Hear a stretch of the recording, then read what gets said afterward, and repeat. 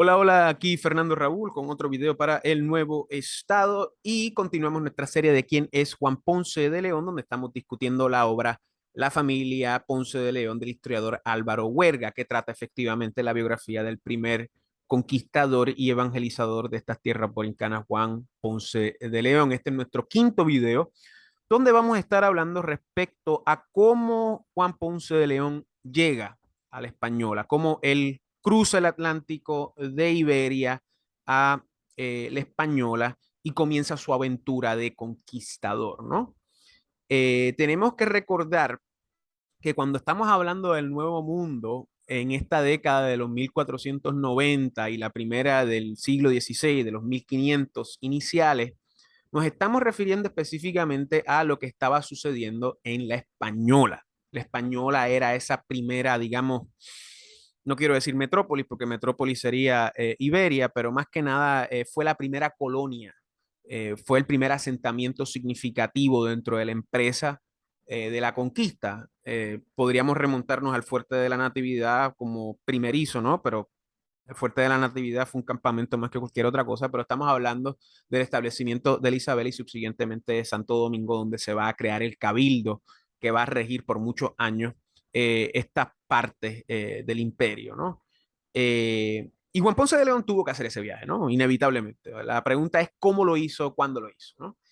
Y en esta sección, pues, Huerga se dedica a tratar este particular. Hay que señalar que la mayoría de los historiadores a lo largo del tiempo han sostenido que Juan Ponce de León llegó en el segundo viaje de Cristóbal Colón en el 1493 al Nuevo Mundo. Yo lo he mencionado previamente en videos anteriores. Sin embargo, en esta sección que Huerga ha titulado A las Indias con signos de exclamación, sostiene que él forma parte de una minoría de historiadores que plantean que probablemente él no vino en el segundo viaje de Cristóbal Colón en el 1493, sino que vino posteriormente, 9 años después, en la expedición de Nicolás Dobando en el 1502. Y él plantea varios puntos muy interesantes que vamos a discutir. Y a la misma vez, pues, dentro de esta discusión histórica, se revela lo que ya hemos discutido anteriormente, que los datos de la vida de Juan Ponce de León, pues son complicados, ¿no? O sea, hemos hablado de las complicaciones que hay dentro de su estirpe, ¿no? Que muchas personas pensaban que era el hijo ilegítimo del conde de Arco. Resulta ser que eso no es del todo cierto. No sabíamos su fecha de nacimiento, 1700, 1460, 1474. Se sostiene que es 1474. Sin embargo, grandes historiadores puertorriqueños como Cayetano Colitoste sostuvieron que era 1400, pues, 60, ¿no? Para, pues, encajarlo dentro de una narrativa, pues, particular, quizás aludiendo a lo que era la toma de Granada, que, pues, Cayetano Colitoste, pues, mencionó eso en sus escritos de que, pues, él había tomado parte de la toma de Granada y al parecer, pues, eso está en duda, ¿no? Y aquí nuevamente vemos otro interrogante. ¿Cómo él llegó al Nuevo Mundo? Porque llegó, tú sabes. Y él plantea que pues vino con Nicolás Dobando, que es una figura muy importante, precisamente porque pues fue gobernador de la Española, arrestó a Cristóbal Colón, tengo entendido, pacificó la situación tumultuosa que se había suscitado en la Española con ese primer contacto, ¿no? Y de la misma manera es el gobernador que está en el poder hasta el 1509, o sea, que es el gobernador que está en poder cuando se descubre Puerto Rico oficialmente en el sentido de establecer un poblado el 12 de agosto de 1508 con Juan Ponce de León y a la misma vez es el que oficializa la fundación de Villa Caparra en Pueblo Viejo, en Guaynabo, adyacente pues a la bahía de San Juan, que se va a conocer eventualmente como el Puerto Rico, porque era un Puerto Rico, un rico puerto. Así que Nicolás Dobando es una figura histórica muy importante que vamos a discutir porque de la misma manera era pana de Juan Ponce de León, se conocían, ¿no? Eran escuderos ambos, eran caballeros. Sin embargo, Nicolás Dobando pues era mayor que él aparentemente y a la misma vez disfrutaba de un rango superior, o por lo menos disfrutaba de títulos superiores a los de pues el escudero pobre, hidalgo de Juan Ponce de León. Así que eso es lo que vamos a discutir aquí.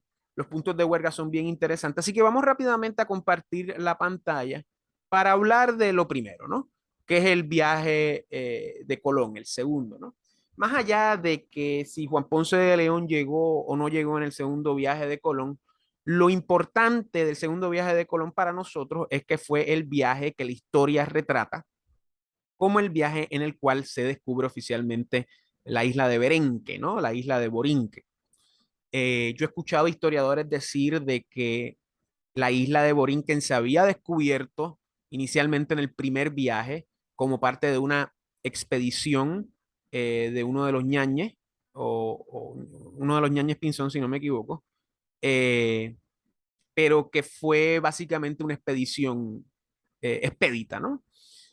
Subsiguientemente, pues, en el segundo viaje de Colón, pues es que oficialmente se declara el descubrimiento de la isla de Borinque, pero como hemos señalado, del 1493 al 1508, en Puerto Rico no hay ningún asentamiento oficial, específicamente por la confusión que había con el primer avanzado, que era pues precisamente uno de los ñañez Pinzón, que nunca llegaron a Puerto Rico, nunca se establecieron porque pues nunca llevaron a cabo la capitulación que les permitía ser avanzado para llegar acá.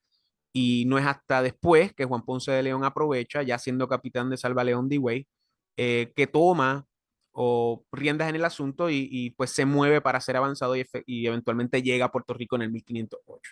Pero hay que tener en mente, como ya hemos mencionado, que del segundo viaje de Colón al 12 de agosto de 1508 en Puerto Rico no está pasando nada. Se dejan animales, se baja la gente para coger agua, para comer, ¿no? Y de hecho, vamos a hablar de eso ahora con esta expedición de Obando.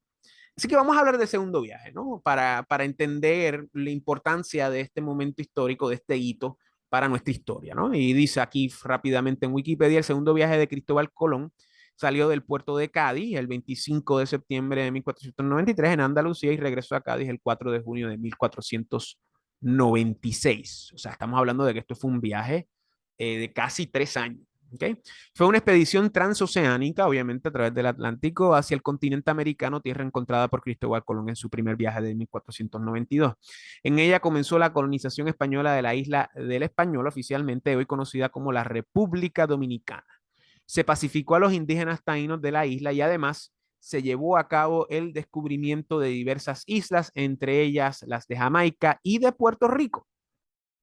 Ilustración de una de las cartas anunciando el descubrimiento de las Indias de 1493. Ilustración de una de las cartas. Yo creo que eso es un huevo aquí de Wikipedia.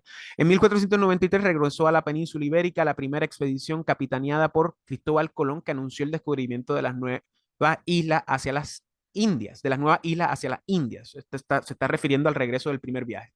Colón fue recibido por sus patrocinadores, los reyes de Castilla y Aragón, que inmediatamente le ordenaron a realizar un nuevo viaje para seguir explorando el territorio y asentar una colonia en las Indias. Los reyes católicos financiaron el nuevo viaje del almirante, que fue mucho más grande que el primero, obviamente, interesados en expandir la influencia de la corona allende los mares. Allende los mares. Allende los mares. Esa palabrita tendría que buscarla. Conseguir nuevas rutas de comercio fuera de la influencia de Portugal, obviamente, y obtener nuevas fuentes de ingresos como las especias y el oro. En su primer viaje de colonización, Colón no encontró especias ni nada que pudiera extraerse de viajes de la India, pero él seguía pensando que había llegado a Asia utilizando una ruta antes jamás empleada. Y aquí tenemos una contradicción que evidentemente revela la tergiversación moderna de la empresa de la conquista. La empresa de la conquista era una empresa de fe. Esa era la razón principal. Que historiografías posteriores, liberales y marxistas quieran sostener que se estableció el imperio aquí con prioridades de competir con Portugal económicamente o de buscar oro y explotar recursos. Eso es mentira, porque la gente en esa época no pensaba así. El cristiano no piensa así. El protestante piensa así. El judío piensa así. Pero el cristiano no debe pensar así porque esas no son las prioridades del verdadero católico. Y efectivamente lo podemos ver. Cristóbal Colón no encontró especias, pero encontró pues lo que él pensaba que era una ruta hacia el Zipango. ¿Por qué? Porque la prioridad era la cuestión de la evangelización, la cuestión de la fe, la cuestión de ir en contra del turco, de neutralizar esa influencia en el Mediterráneo y poder tener una expansión plena hacia el Nilo, que conectaría con lo que sería pues el mar Índico, ¿no? A través de las antiguas rutas romanas, ¿no? Porque las antiguas rutas romanas son las mismas que se utilizan en este momento. Los barcos venían de la India hasta el Golfo, perdón, hasta el Golfo Pérsico, no, hasta el Mar Rojo, ahí desembarcaban, cruzaban al Nilo, montaban en cosas en el Nilo, subían y salían por el Mediterráneo, ¿verdad? Y después se regaban por todo el Mediterráneo. Eso estaba trancado por los turcos. Por eso es que Portugal tiene que ir por debajo de África para acceder a ese mercado, ¿no? Y acceder a esa área geográfica. Pero esta idea de que las prioridades era el oro, de que las prioridades era la explotación de recursos, eso es falso. Eso estuvo presente sin duda alguna, pero no era prioridad.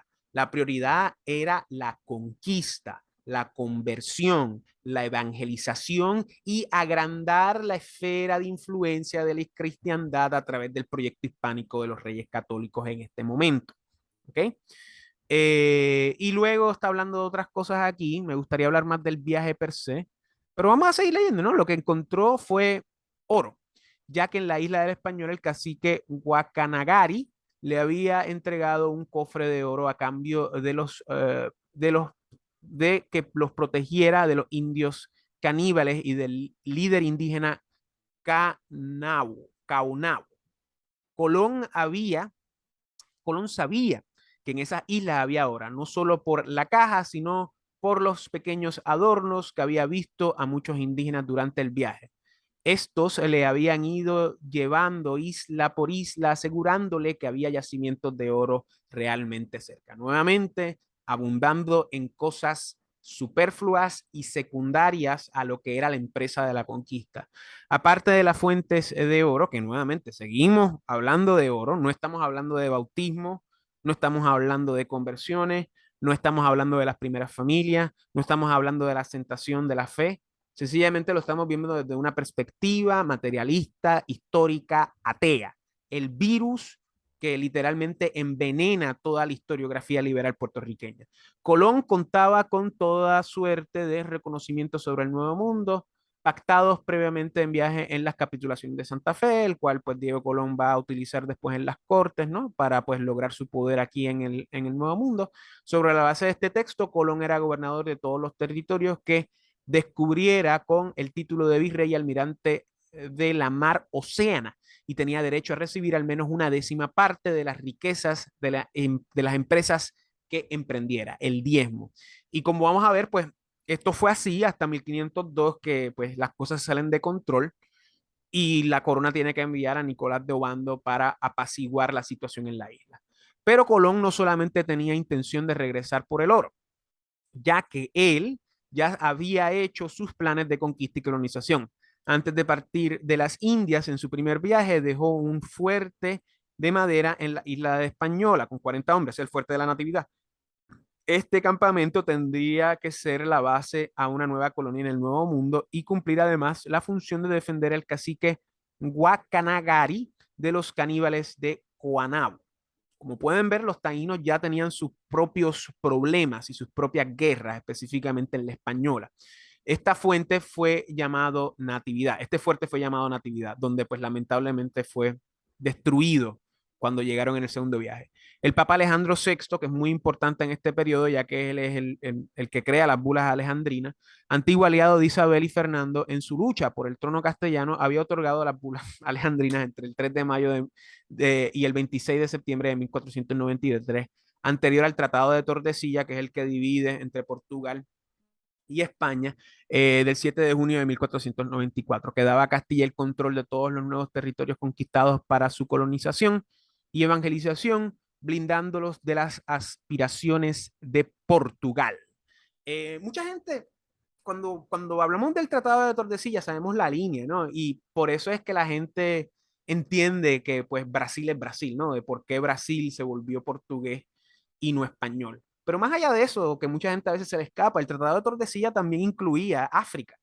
Y esa es la razón por la cual Portugal desarrolló más colonias en África que España, porque España no podía acceder a esas colonias. No es hasta el siglo XIX que España pues accede y crea pues lo que es Guinea Ecuatorial, que son hispanos igual que nosotros, pero cuya historia no se remonta a este momento tradicional, sino que se remonta lamentablemente pues a una colonización moderna, pero siguen siendo hispanos Dios mediante, ¿no?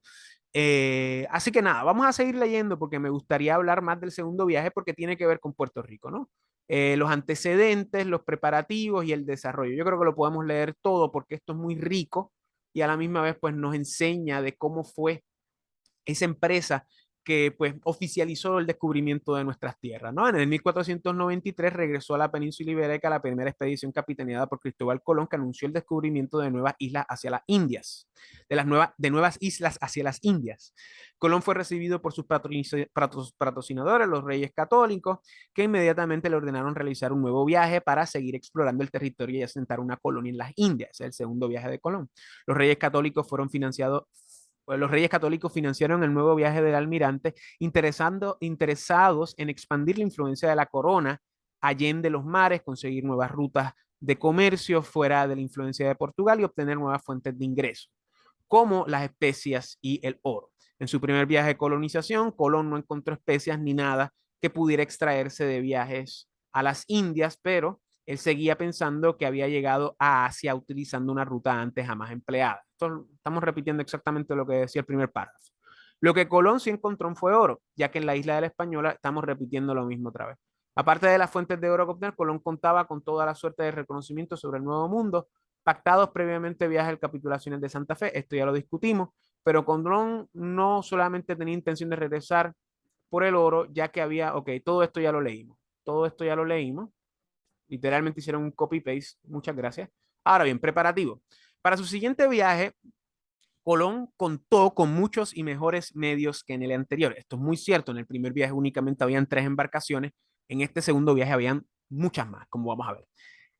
Este no era simplemente un viaje de expedición, sino uno de conquista y colonización de las nuevas tierras descubiertas. ¿Qué quiere decir esto?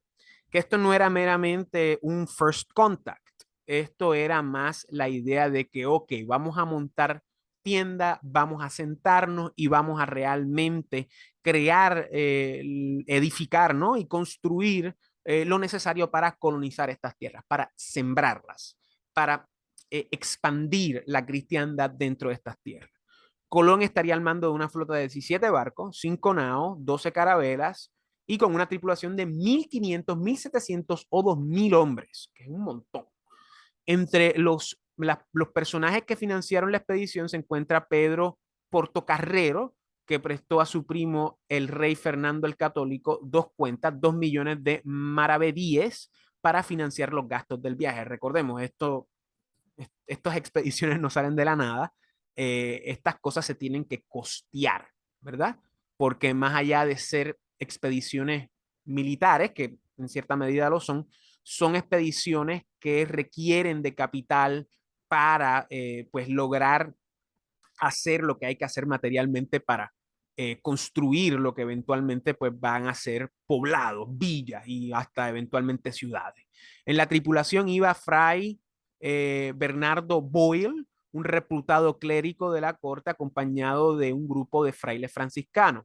Bernardo Boyle tenía un permiso del Papa Alejandro VI, natural de Valencia, España, para erigir iglesias, predicar y aplicar penitencias, es lo más importante.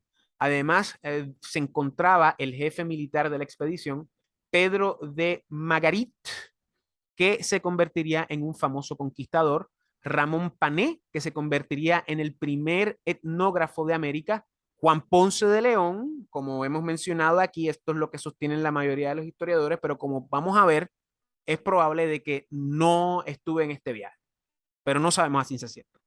Que a la postre sería otro conquistador, Miguel de Cuneo, Diego Alvar Chanca, el cartógrafo Juan de la Cosa y Antonio de Torres. Una vez que Colón zarpa con una tripulación, llega desde Francia su otro hermano Bartolomé Colón. Y los reyes de España ponen en su servicio 4 carabelas con las que zarpan para encontrarse con Cristóbal Colón ya en nuevas tierras. Desarrollo. El 25 de septiembre de 1493, Colón zarpa de Cádiz, en Andalucía. La flota llegó el 2 de octubre a Gran Canaria y desde allí a la isla de Gomera. Tenemos que tener en mente que según ellos hacen estas paradas, hay gente que se baja, se come, se suplen víveres y así por el estilo. O sea, que estas paradas tienen una razón de ser dentro de la expedición total. Por las calmas del mar, y esto es en septiembre, que esto es temporada de huracanes, pero aquí dice que por la calma, ¿dónde estamos? Por las calmas del mar tardaron 3 días en llegar a San Sebastián de la Gomera, donde fueron recibidos por la gobernadora doña Beatriz de Bobadilla, con la que, según la relación de este viaje que hizo Miguel de Cuneo, el almirante en otro tiempo tuvo amores. Ok, cool, no me interesa. El almirante con toda su flota estuvo 2 días en la isla. Partirán el 13 de octubre de Canarias. El 3 de noviembre llega a las costas del Mar Caribe, donde navega descubriendo varias islas del archipiélago de las Antillas Menores. A la primera isla que descubrió en este viaje le llamó La Deseada. Recorrieron la isla Dominica y tomaron posesión solemne en las tierras de la isla que llamó Marigalante, ¿no? Y vamos a ver cuáles son estas islas, ¿no? La Deseada, yo creo que es, la Deseada es Guadalupe, ¿no? ¿Verdad? La isla de Francia, Guadalupe, correcto. Guadalupe, no tengo que darle, quizás por la ventanita se abre, ¿no? Obviamente Guadalupe lo acabo de regar. Montserrat, Antigua y San Cristóbal, eh, que estamos aquí hablando de que San Kitts, ¿no? San Cristóbal. Y posteriormente atraviesa el archipiélago de las 11.000 vírgenes, que pertenece a las islas de Barlovento, ¿ok? A las islas vírgenes más que nada. Dominica. O sea que podemos ver que en el segundo viaje él va descubriendo las islitas, las Antillas Menores, antes de llegar a Puerto Rico. En la costa de una isla encontró 12 mujeres desnudas y 2 muchachos, todos de la tribu de los arahuacos, que habían sido expulsados de la isla llamada Borinquen y querían que Colón les protegiera de los indios caribes, por los que le hablaron muy bien de las riquezas que allí encontrarían y la amabilidad de los habitantes. Muy interesante. Aquí hay varias cosas que hay que recalcar. Primero que nada, cómo lograron comunicarse, ¿no? No sabemos. Este relato es de una crónica, no sé cuál es. Ah, mira, aquí está, déjame buscarlo aquí. La 3 dice documentales, canal Bio True Story. Bueno, el punto es que esa cita, no sé de qué crónica es, pero recuerdo haberlo leído en un libro del ICP, que cuando llegan a Borinquen se tiran al mar y van nadando a la isla los taínos, ¿no? Porque estaban muy felices de llegar a su isla. Cosas importantes que tenemos que recalcar, los taínos no eran pitufos, y esto lo vamos a ir recalcando una y otra vez. Los taínos tenían problemas entre ellos mismos, eran bárbaros, eran paganos, de la misma manera que los germanos eran bárbaros y paganos antes de ser cristianizados, de la misma manera que los vikingos eran bárbaros antes de ser cristianizados o convertidos, de la misma manera que en el norte de África eran bárbaros hasta ser cristianizados y volvieron a ser bárbaros con el Islam. O sea, y lo mismo ocurre con estos pueblos paganos taínos. Tenemos situaciones en la española de guerra y de la misma manera tenemos situaciones de guerra dentro de lo que son las Antillas Menores y Puerto Rico, con lo que es la situación de los Caribes y lo que son los taínos. Ricardo Alegría describía a los caribes como si fueran los vikingos del Caribe, perdonando la redundancia, por el hecho de que los caribes no eran taínos y los caribes eran invasores. Y los caribes raptaban a los indios, raptaron esclavos negros y raptaron taínos durante las primeras décadas de la conquista en Puerto Rico. O sea que no podemos hacernos esta idea de que los taínos eran pitufos y que los españoles eran gárgameles. Eso es lo que el marxismo y el filomarxismo nos quiere hacer pensar. Eso es falso. De la misma manera, tampoco nos podemos ir en el viaje de la leyenda rosada. No todo el mundo en la empresa de la conquista tenía como prioridad la evangelización. Y no todo el mundo en la empresa de la conquista seguía las leyes, como hoy en día hay mucha gente que no sigue las leyes y que comete fechorías, que comete delitos, pero que la justicia los logra justiciar a la larga. Pero lamentablemente hay gente que no es ajusticiada en nuestra sociedad. De la misma manera, en ese momento histórico era lo mismo. La empresa, en esencia, era una empresa de evangelización, de conversión, pero de que habían manzanas podridas, habían manzanas podridas. De la misma manera, los taínos no eran pitufos. De la misma manera, los taínos no era, tú sabes, una villa democrática como hoy en día quieren pintarlo, ¿no? Los taínos también tenían sus situaciones y tenían sus manzanas podridas. Pero más allá de eso, tenemos que darnos cuenta de que estas sociedades, ambas eran sociedades tradicionales, ambas eran sociedades jerárquicas, con castas, ¿no? Por parte de los españoles tenías a los conquistadores, tenías al clero y tenías a toda la demás gente, ¿no? De la misma manera, los taínos era lo mismo. Tenías a los caciques, tenías a los nitaínos, a los boiques y después tenías a los naborias, y que eran pues los siervos, ¿no? Y las relaciones que se dieron entre estos dos pueblos no eran unas relaciones democráticas, porque no había democracia en los españoles, no había democracia en los taínos. No había nada de esta propaganda liberal judeo-masónica que hoy nosotros inconscientemente repetimos como si fuera una panacea, como si fuera el status quo, como si fuera la normalidad, cuando realmente es la anormalidad moderna. Y estas son cuestiones que tenemos que tener en mente, ¿ok? Es mucho más complicado que blanco y negro, es gris. Lo que sucede es que hoy se ha vuelto demasiado negro la cosa en términos lóbregos de menospreciar la empresa de la conquista. No porque los españoles hicieron cosas malas, que las hicieron, no porque los taínos hicieran cosas buenas, que las hicieron además de hacer cosas malas, sino que es un discurso liberal moderno que se transmuta a uno marxista y que se transmuta luego a uno filomarxista, que en esencia ejerce ese discurso no por una justicia social, no por una reivindicación histórica, sino porque es un discurso netamente anticristiano, netamente anticatólico, netamente antihispánico y netamente anticristo. Y eso es lo que tenemos que recalcar cuando pues se hacen estas leyendas urbanas de Juan Ponce de León y de la conquista, que sin duda alguna pues tenemos que recalcar que hubo injusticia, de eso no hay manera de obviarlo, como hoy en día hay injusticias a granel, como de la misma manera hay injusticia desde el comienzo de la historia, porque eso es parte del Estado caído y eso es parte del pecado original, y lo que está diseñado, el mapa específico para combatir eso es la fe católica, que es la verdad absoluta de la cristiandad. Y este discurso se dedica no a desacreditar la conquista, sino a desacreditar todo ese mapa, a desacreditar toda esa verdad, porque en esencia es anticristiano. Usted no está yendo en contra de Juan Ponce de León porque era un asesino, usted es anticristiano. Usted no es neotaíno porque quiere recobrar su herencia, usted es anticristiano y quiere asumir una posición anticristiana ante ese cristianismo. Usted no es un historiador que cuenta nueva historia, no, no, no. Usted es un posmoderno, o moderno, mejor dicho, porque posmoderno es un disparate moderno. Usted es una persona que quiere adjudicarse pues una posición tecnócrata y cuestionar la narrativa verdadera, que es la narrativa cristiana. Y como consecuencia, usted no está haciendo nueva historia, usted está haciendo propaganda, panfletería, precisamente diseñada para desacreditar lo que es la empresa de la cristiandad. Y esto lo tenemos que señalar porque lo vamos a ir viendo a lo largo de los videos, ¿ok? Y luego de eso, pues vamos a seguir leyendo aquí el 19 de noviembre de 1493, que es el descubrimiento de Puerto Rico, cuando los navíos entraron a la bahía de Boquerón de dicha isla, los indios saltaron al agua y nadaron hacia la costa, que es lo que mencioné ahorita. Colón bautizó esta isla como San Juan Bautista, amén. Aunque 18 años después Ponce de León bautizaría el puerto principal de la isla como Puerto Rico. Y ese nombre denominaría a toda la isla.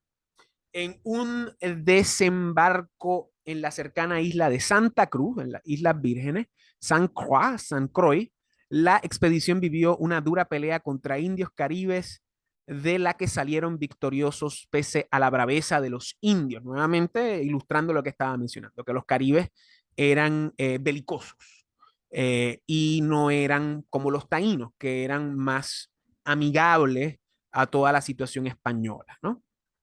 El 22 de noviembre de 1493, Colón regresa a la Española y envía a varios hombres para que le informen del estado del Fuerte de la Natividad, que fue el fuerte que se dejó en Santo Domingo luego de que una de las tres carabelas se destruyera, y pues no había espacio en las otras dos para regresar a España, así que con la madera del navío pues construyeron este fuerte y se mantuvieron ahí por un año escasamente, pero lamentablemente el fuerte fue destruido, como vamos a leer ahora. Estos avisan de que han encontrado a varios muertos cristianos y en una nueva expedición comprueban que el fuerte ha sido incendiado y las 39 personas han sido ejecutadas por los indios. Muy triste. Los indios de Guacanagari explican a los españoles que a su vez le explican a Colón que ha sido obra de Caonabo. Nuevamente ese conflicto que hubo ahí, algo parecido al conflicto, bueno, no es algo parecido porque era una guerra civil lo que estaba pasando con los incas cuando llega Pizarro allá, pero vemos aquí de que pues no hay una homogeneidad entre los taínos, son pueblos bárbaros y eso es lo que son, o sea, de eso no hay duda alguna, eran pueblos bárbaros porque eran paganos, ¿no? De la misma manera que habían pueblos bárbaros en África, en Asia, en India, en Australia, o sea, estos son pueblos que están constantemente en la lucha, ¿no? Porque pues son paganos y no conocen la verdad. Colón decide fundar un asentamiento más al este, también al norte de la isla, y funda la ciudad de Isabela, que es como que el primero de verdad, ¿no? Llamada así en honor a Isabel I, la reina católica, el 6 de enero de 1494, y nombra de alcalde Antonio de Torres. Ese día ofició primera misa en América el sacerdote de los mismos Bernardo Boyle. Amén. Eso es un momento muy importante, ¿no? Pero nuevamente se pone al final, en un párrafo, como si fuera algo que sucedió, ¿no? Esto es lo más importante, Corillo. O sea, piensen, estos hombres llevan cuánto en el mar? ¿Un mes? O sea, un mes apestoso, o sea, todos jodidos, peleando con indios, viendo a mujeres desnudas, llegando a una isla, tú sabes, y celebran con esta misa, porque ellos están haciendo todo esto por esto, están haciendo todo esto por la fe que tienen en Cristo. O sea, rescatan a esos indios y los llevan a su isla. O sea, ayudan a la gente que dejaron en el fuerte de Natividad. O sea, ¿en qué cabeza cabe de que esto era una empresa de explotación económica? Eso cabe en una cabeza tergiversada, pecaminosa, contaminada, programada, que surge del siglo XIX en adelante, específicamente en nuestro contexto, en el liberalismo, en el marxismo y en el filomarxismo. Literalmente hoy tenemos miles de personas que piensan de que los españoles llegaron y que encadenaron a todo el mundo y los pusieron a minar oro. Cuando la realidad fue probablemente que todo el mundo que estaba minando oro estaba minando oro. O sea, y de la misma manera, o sea, los indios nunca fueron esclavos, o por lo menos oficialmente no podían serlo. Por eso es que trajeron negros esclavos dentro de lo que es el comercio transatlántico, que es otro tema, que no es una esclavitud tradicional, ya es una esclavitud mercantilista, protocapitalista, judaizante hasta cierto punto, y transatlántica, que ya refleja lo que se está viniendo, que son los comienzos de la modernidad. Que el tema de los negros, pues, es un tema que se debe tocar separado a lo que es este contacto inicial, aunque ya los primeros negros llegan aquí en los 1500, ¿no?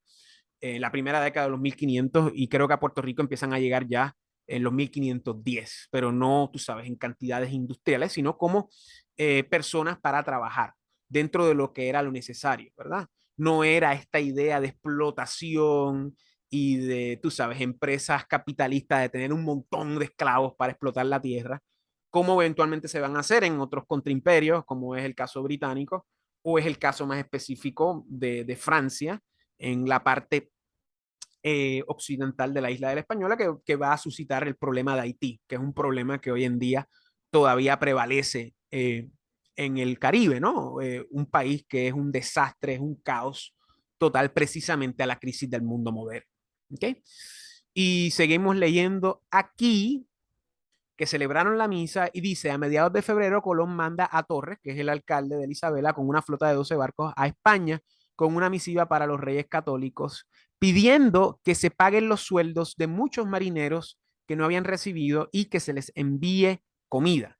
Tras esto, sería designado alcalde mayor de Isabela, Francisco Roldán. Tras atender sus asuntos en la Isabela, Colón decide adentrarse en la isla de la Española el 12 de marzo, ordenando allí la construcción de la fortaleza de Santo Tomás por Pedro Magarit. El 17 de marzo, en abril, Colón decide retomar sus labores de expedición por mar, descubre Jamaica y navega por la costa sur de Cuba, la cual tengo entendido que en este momento particular se creía que ya era un continente y no una isla. Pero eso se va a probar después, en años subsiguientes, de que era una isla. Los problemas de suministros se hacen más complicados y un grupo de hombres se hacen con unos barcos para volver a España. Otros se dedican a sacar las propiedades de los indios y abusar de las mujeres. Aquí vemos pues uno de los problemas, ¿no? De la desesperación, ¿no? Usualmente las injusticias mayores surgen en periodos de crisis, ¿verdad? No por campañas xenofóbicas o por, tú sabes, proyectos de exterminio. Realmente las crisis grandes son las que suscitan los pecados más, pues, lamentables, ¿no? Y como podemos ver, pues ya aquí se está dando cuenta, son 2.000 hombres que llegan a una isla sin logística, ¿no? Donde hay agricultura de sustento, ¿no? Donde los taínos lo que están comiendo es yuca, ¿no? Y quizás huevos de tortuga, ¿no? Quizás alguno que otra ave, peces, ¿no? Y pues aquí hay 2.000 hombres que probablemente muchos de ellos no saben pescar, ¿no? De la misma manera que hay taínos que probablemente no van a tener suficiente comida para darle a estas personas. O sea, que aquí es que empieza la crisis, ¿no? Por el revolú, ¿no? El revolú de una expedición que logísticamente pues no iba a ser sustentable. Y de la misma manera podemos también imaginarnos de que iban a haber españoles de que no iban a comer lo que había. Es una probabilidad, aunque pues no diría que necesariamente es la mayoría, pero vemos que los problemas surgen en la crisis más que cualquier otra cosa. Caonabo ataca la fortaleza de Santo Tomás, que es el cacique enemigo, y Alonso de Ojeda, con solo 15 hombres, logra capturarlo. Posteriormente es enviado a Isabela a entrevistarse con Colón, que manda a enviarlo a España para que parlamente con los reyes, teniéndole por un líder indígena importante en la isla. Ahí se deshace de dos problemas. Se deshace del conflicto con el otro cacique y lo manda como representante y embajador. Eh, o sea, recordemos, esto es una sociedad feudal. Caonabo era un rey, era un cacique, y Cristóbal Colón lo iba a tratar como rey, porque es la cabeza de un cuerpo dentro de un orden orgánico tradicional de jerarquía, y lo respeta enviándolo como embajador a la corona, ¿no? Para que pues tuviese un intercambio con el que era pues su cacique, el rey Fernando, ¿no? Poniéndole por ponerle un nombre. Eh, pero hay un problema, ¿no? Vamos a ver ahora. Los parámetros líder indígena importante en la isla. Pero en el camino el barco se hunde y Caonabo muere, lamentablemente. Los indios de 4 de los 5 cacicazgos de la isla deciden atacar la Isabela para rescatar a Caonabo y expulsar a los españoles. El cacique de Marién, Guacanagari, permanece al lado de Colón y le alerta del ataque, con lo que Colón prefiere librar la batalla afuera. La batalla de la Vega Real será a unos 100 kilómetros al sudeste de Isabela el 27 de marzo de 1425 y se saldará con una victoria española que logra pacificar a la isla. Noten, cuando hay neotaínos que hablan de esta batalla, muchas veces o obvian mencionar al aliado taíno de los españoles o lo tildan de traidor. Nuevamente, el propósito no es hacerle justicia a los taínos, el propósito no es reivindicar una herencia taína, el propósito es crear propaganda anticristiana, crear propaganda antitradición, aliarse a la mentira y al pecado. ¿Ok?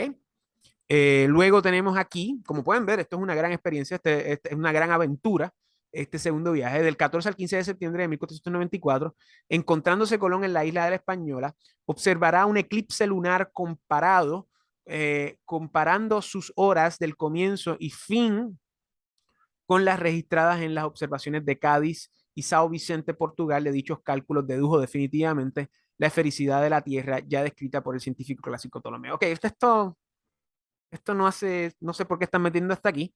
Esto es mi campo. O sea, están aludiendo al tetrabiblios y al almagesto. Estas son cosas que ya se habían probado hacía siglos. Eh, También hay una leyenda urbana de que Cristóbal Colón amenazó a los taínos de la Española, que si no le daban comidas, él iba a ocultar la luna y utilizó este eclipse. Eso es propaganda, probablemente. Pero no entiendo cuál es el propósito de aludir a un eclipse, ¿no? Los eclipses sí tienen significados astrológicos. Recordemos que un eclipse lunar es cuando la luna, perdón, un eclipse lunar sucede durante lunas llenas y es cuando la Tierra se interpone entre el Sol y la Luna, ¿no? ¿Verdad? La Luna le da la vuelta a la Tierra, el Sol le da la vuelta a la Tierra, y los eclipses lunares ocurren cuando eso ocurre, un eclipse solar, en cambio, ocurre cuando es una luna nueva, cuando la Luna se interpone entre el Sol y la Tierra. Si el Sol se interpone entre la Luna y la Tierra, pues el apocalipsis. Ese era un chiste que yo usaba cuando hacía astrología. Pero el punto es que no entiendo por qué están mencionando esto aquí, ¿no?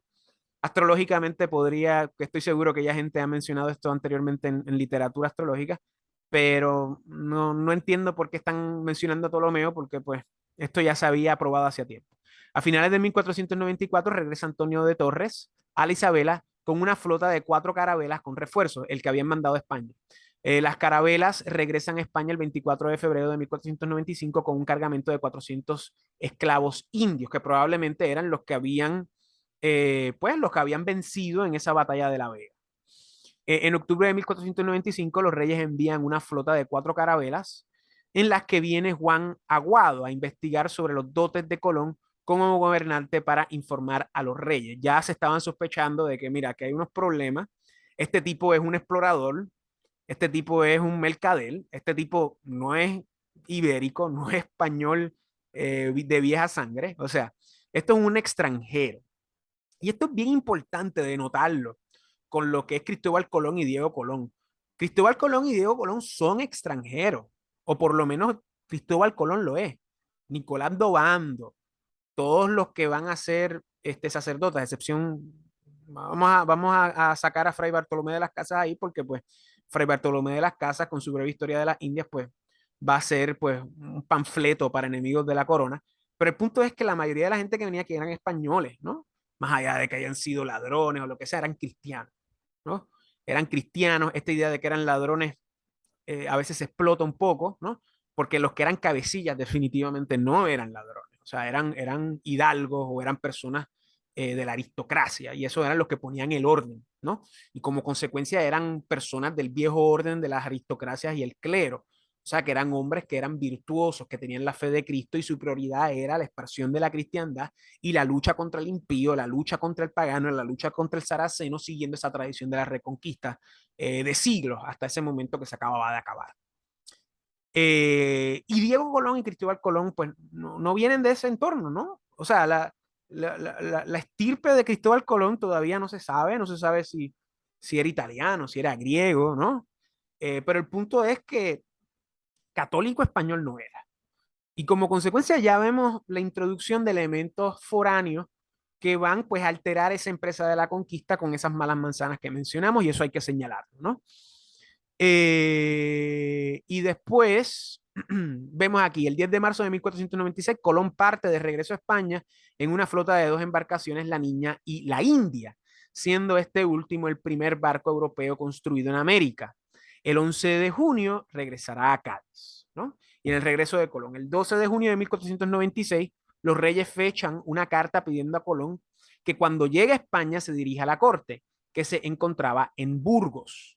Que Burgos, irónicamente, es la ciudad más grande más cerca de Santander de Campos, donde nació Ponce de León, ¿no? Mientras Colón está ausente de la Española, el 21 de septiembre de 1496, Fray Ramón Pané bautiza al primer indio en territorios americanos. Amén. Amén. 3 años, bueno, 4 años, 3 años y pico luego de poner pie, lo primero que se hace es, pues bautizar. O sea, lo primero que se hace no es montar una fábrica para refinar oro. Lo primero que se hace no es montar una escuela para enseñarle español a los taínos y hacerles olvidar su lengua. No, no, no. Lo primero que se hace es que se bautiza. Porque cuando tú estás bautizado en el nombre del Padre, del Hijo y del Espíritu Santo, el único bautismo para el perdón de los pecados, ya uno se oficializa como hijo oficial de Dios. Antes del bautismo, uno no es un hijo de Dios oficialmente, contrario a propaganda protestante que se puede decir por ahí. La tradición sostiene que el bautismo inicia al cristiano, le borra el pecado original y le da la posibilidad de salvarse. No lo salva, porque para salvarse hay que hacer otras cosas, ¿no? Hay que mantener la fe, la piedad, la caridad, la esperanza, hay que pues seguir las virtudes, hay que seguir los sacramentos, el credo, el Padre Nuestro, el Ave María, hacer buenas obras y estar más importante dentro de la iglesia, porque solo la salvación del alma es a través de la iglesia católica, apostólica y romana. Y en la empresa de la evangelización se sabía esto. Y se quería bautizar a cuantas personas se podían y convertirlas, porque eso era lo que iba a garantizar su supervivencia en el plano ulterior, luego de la muerte, en ultratumba, ¿no? Recordemos que sin bautismo no hay posibilidad de salvación.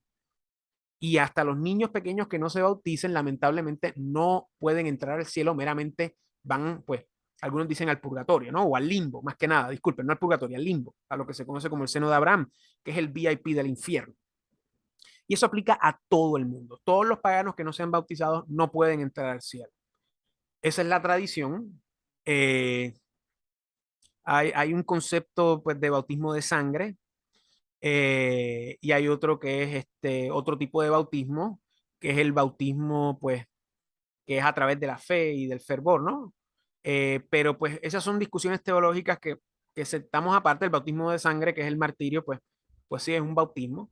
El otro tipo de bautismo pues tiene sus problemas, ¿no? Porque se ha utilizado como pues una puerta para justificar la salvación dentro de doctrinas modernistas, que no necesariamente caen dentro de lo que es la tradición. ¿Por qué los españoles bautizaban a los taínos? Porque eso era lo que les daba la posibilidad de la vida eterna.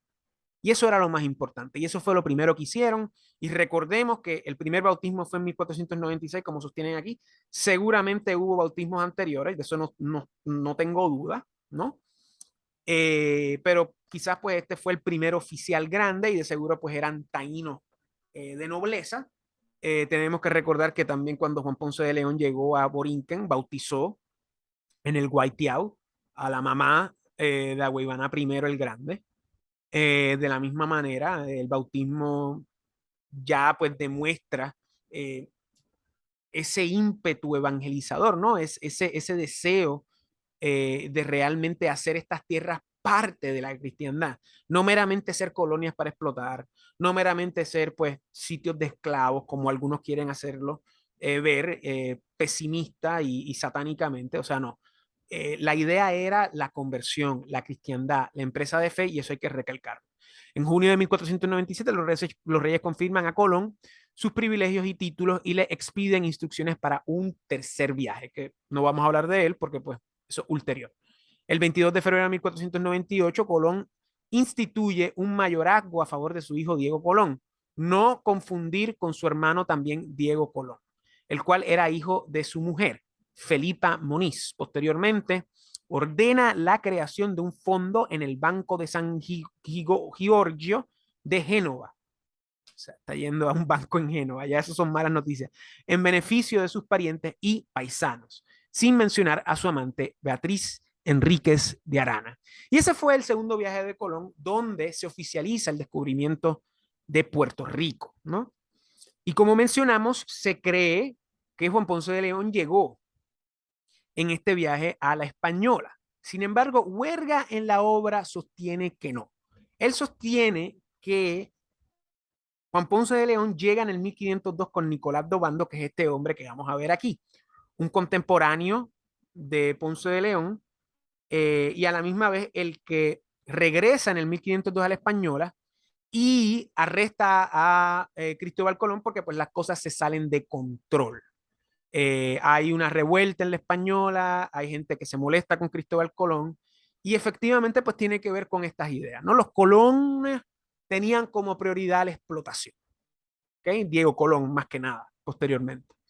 Y eso va a crear problemas no solamente con los taínos, eso va a crear problemas también con los españoles y los cristianos en la isla, que pues para bien o para mal va a servir de experiencia para Juan Ponce de León posteriormente en Puerto Rico para no repetir los mismos errores, o por lo menos no cometer los mismos errores para cometer otros nuevos.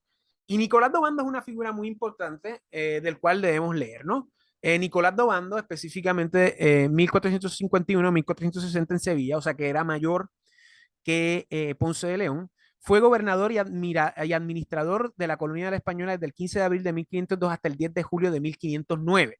En este periodo, Juan Ponce de León llega a Borinquen y funda Caparra. Y tengo entendido que Caparra no se lo puso Juan Ponce de León, Caparra se lo puso este hombre, Nicolás Dobando, en Santo Domingo, sucediendo en el cargo a Francisco Fernández de Bobadilla. Vamos a leer esto, porque esto nos va a conectar con el tercer viaje. ¿Quién fue este señor? Bueno, Francisco Fernández de Bobadilla fue un oficial castellano de Casa Real y un caballero de la Orden de Calatrava, a la cual Ponce de León también pertenecía. Hermano de doña Beatriz Fernández de Bobadilla, marquesa de Moya y Peñalosa. O sea que esto es un noble. Protectora esta de Cristóbal Colón, dama y gran amiga de Isabel la Católica. Fue enviado como juez a la isla de la Española, donde arrestó a Colón por supuestas irregularidades en su gobierno. Disculpen, yo había mencionado que Nicolás Dobando fue el que arrestó a Cristóbal Colón y me confundí, disculpen, fue Francisco de Boadilla. Ejerció el cargo de gobernador general en las Indias de 1500 hasta 1502.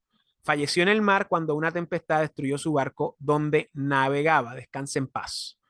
O sea que Nicolás Dobando fue el que fue a relevar a Bobadilla, el cual arrestó a Cristóbal Colón. O sea que ya en este periodo, 1500, 1501, 1502, ya 1499, 1498, vemos que entre ese tercer viaje ya hay dificultades entre la corona y Cristóbal Colón, que después van a haber dificultades entre Diego Colón y la corona y Diego Colón y lo que va a ser Juan Ponce de León en Puerto Rico. Ya estamos viendo una lucha de poder entre, pues, digamos, intereses, digamos, a la corona e intereses, pues, a los Colón, ¿no? Y eso va a crear una pequeña lucha aquí en Puerto Rico. ¿Y cuál es la importancia de todo esto? Bueno, Huerga sostiene que Ponce de León llega a Puerto Rico en este viaje de 1502. Y Huerga sostiene muchos puntos interesantes. Primero que nada, Huerga sostiene que no hay documentos que demuestren que Juan Ponce de León estuvo en el segundo viaje de Colón. Tenemos entendido de que esta documentación está en el archivo de India. Huerga sostiene de que no hay ningún lugar donde aparezca el nombre de Juan Ponce de León, ya sea porque no estuvo ahí, o ya sea porque esa documentación se perdió, o ya sea porque no se inscribió nada. El punto es que no hay evidencia histórica de que él estuvo en ese segundo viaje.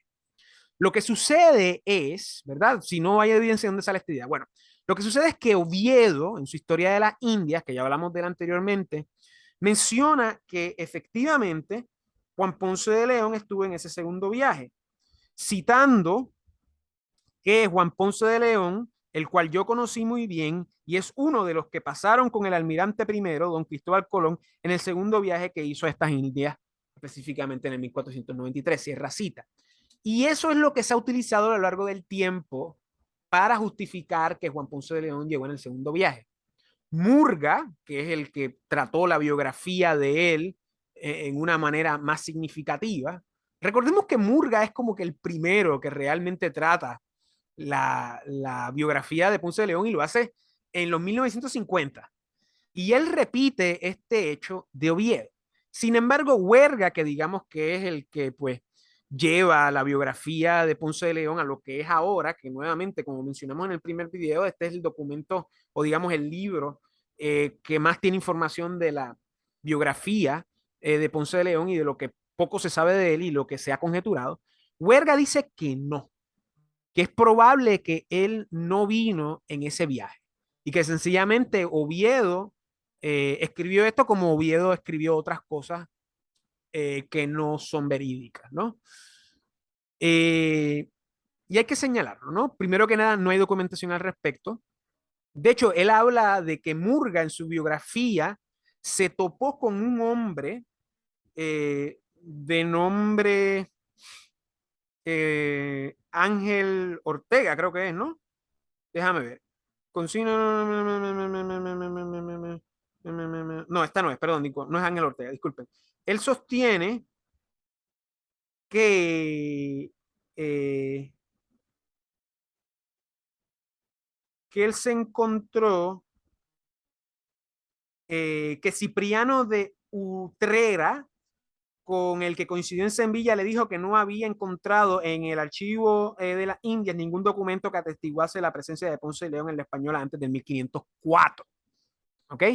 O sea, que no solamente no es que no haya documentación de Juan Ponce de León en el segundo viaje, sino que no hay documentación de él en la española hasta el 1502-1504, específicamente 1504, ¿no?